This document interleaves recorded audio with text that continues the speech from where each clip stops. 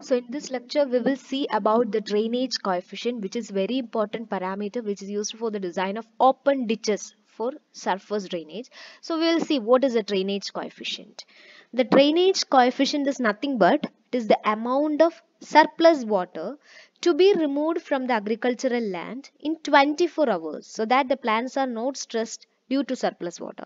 So it is just the amount of water removed by a drainage system in 24 hours. That means one day. Okay, so that is known as drainage coefficient, and normally it is found out by using this equation. Drainage coefficient is equal to drain discharge in 24 hours divided by the area. Drain discharge in 24 hours divided by the area, particular area. And it is defined as the depth of water to be removed in 24 hours from the entire drainage area.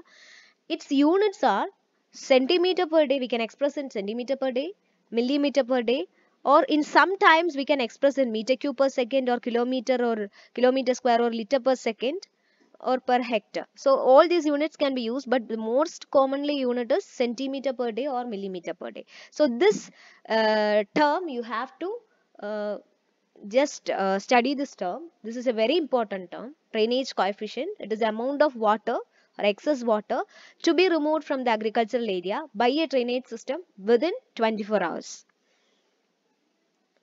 And many parameters influences this drainage coefficient: rainfall intensity, duration and frequency, size of the drainage area. So the amount of water to be removed depends on all these parameters: degree of protection required for them for waterlogging, nature of the crops grown, characteristics of the drainage area. So all these parameters influences the amount of water to be removed in 24 hours. And normally the value of drainage coefficient ranges from 0.6 to 2.5 centimeter for small agricultural areas, and so in some extreme cases it can be up to 10 centimeter per day. So this is a normal value of drainage coefficient. It is always expressed as centimeter per day. Okay, per day. In this it is given as drainage coefficient, so it is known that it is per day, 0.6 to 2.5 centimeter per day water to be removed from small agricultural areas. In extreme cases we can remove up to 10 centimeter per day. So this is the thing. Now, how to determine the drainage coefficient? There are basically two approaches are there. Two approaches. How can we find the drainage coefficient? There are two approaches. So these approaches are not much important for you. Anyway, you can just see this. The estimated runoff from the design rainfall is distributed over time. First, the runoff of the area is calculated. Then hydrograph is drawn. Then after that, the design drainage rate. From this hydrograph, we will calculate the drainage rate, and finally we will calculate the drainage capacity. So so this is one step for finding the drainage coefficient. And another one is we will first fix a certain time period for removal of the excess water. So let it be 2 days, and after that the 2-day rainfall of a desired recurrence interval is considered as the design rainfall. So 2 days is considered, then the amount of rainfall received in that day is considered, that 2 days is considered. Now after that, using this we will calculate the direct runoff, and finally the drainage coefficient is equal to design drainage rate divided by the stipulated period of excess water removal. So these are the two basic approaches, but it is not much needed for you. So the thing which is needed for you are the methods for determining drainage coefficient. Okay, so we have many methods for determining drainage coefficient. Some scientists have created some equations for calculating this drainage coefficient. Some already known methods are there. First method we have already seen. Drainage coefficient is equal to drainage capacity of the channel divided by area. So that equation we have already seen. That is the most important equation used. But these equations are also used. These are some specific equations used for calculating drainage coefficient. First one is Cypress-Crick formula. Q is equal to C into A into P, where Q is the runoff rate, A is the area of watershed or agricultural land, P is equal to 5 by 6, and C is equal to 0.2098 plus 0.0074 Y. Y is the direct runoff volume estimated by CN method. So this is how Q is calculated. The runoff rate is calculated. And this runoff rate divided by area will give the drainage coefficient. But we will not give the equation because Cypress-Crick formula is mainly found out for finding the drainage coefficient. Okay, so it is not necessary for giving the peculiar equation. This is the general equation. Q is equal to C into A raised to P. When this Q is divided by A, we will get the drainage coefficient. It is actually developed in USA, and this equation is seen first in the literature article which is published by Gupta et al. And it is considerably overestimates the drainage coefficient for watershed areas up to 100 kilometer square.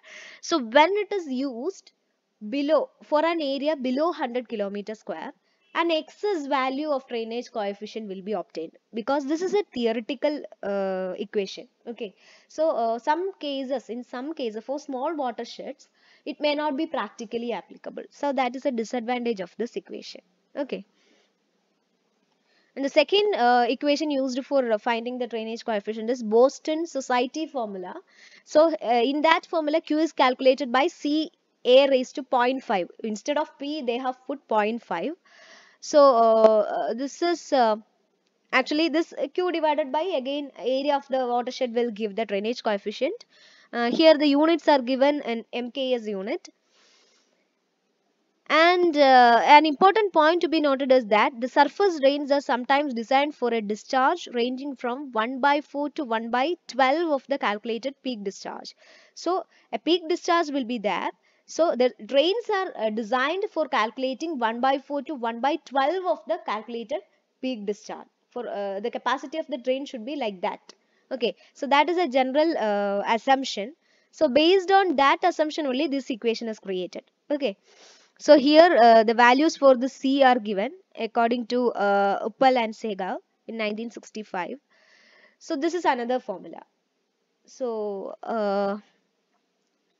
and the third method for finding this drainage coefficient is simplified hydrologic accounting method, which is given by a scientist known as Radsma and its friends. And this drainage by using this method, how we can find the drainage coefficient? Here you can see a graph. An already known drainage, a crop will be there. So for that crop, a particular drainage coefficient will be there. According to the crop's drainage coefficient, we will create the map for the particular area. We will create the map for the particular area. If we are taking KC80, in KC80 we are planting paddy. For paddy, a particular drainage coefficient will be there. It is a non-value. So using that, we will create the rainfall excess and time. Rainfall excess which is available and time. And according to that, we will draw the drainage curves. Okay. From this curve, we can get at which time we have to remove the excess water.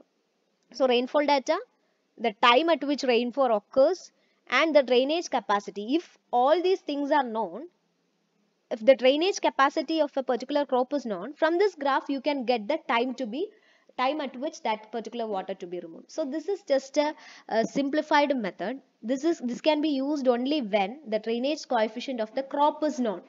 For a particular crop, if we know the drainage coefficient, then we can find the drainage coefficient for different times. That is the thing here. So and the final method is curve number method, and using this we have to do some problems. So the curve number method has this much equations only. These are the steps. First you have to find the weighted CN. While doing problem you will get an idea about this weighted CN and all. So first you have to find the weighted CN. Weighted CN is equal to, for example, if in KC80 there are different types of land uses, that is some fallow lands is there, paddy field is there, some buildings are there, some what is that, vegetable cultivation is there. So all that is there. For all that, a particular curve number value will be there. Curve number value will be there according to a particular antecedent moisture condition. So you may have studied about this antecedent moisture condition and all in your hydrology. So a particular AMC condition will be there. So according to that, the curve number and the land use will be given in tabular form to you. So from that you have to find the weighted CN. The weighted CN is equal to area of a particular land use into the curve number of that corresponding land use divided by total area. Sigma of all that things divided by total area. So this is weighted CN. You may not understand this now. We will do problem today itself. You will get that. Okay. And in the second step, what we are doing is we will find the maximum potential retention. It is the maximum amount of water that can be retained even after drainage. That is known as the maximum potential retention. So it is expressed as S is equal to 25400 divided by Cn minus 254. Okay, by using this equation, so Cn we have found out here already. So you will get the S value. Now the design discharge depth.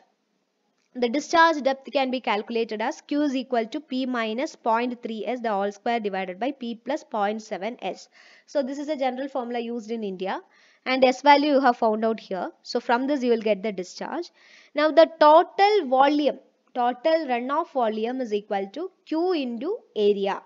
This Q you have and area of the field you have, you will get the total runoff volume. Now the drainage coefficient is equal to this runoff volume divided by area. Runoff volume divided by area. So by this method you can find this drainage coefficient. So this is the thing which we will see today. Thank you.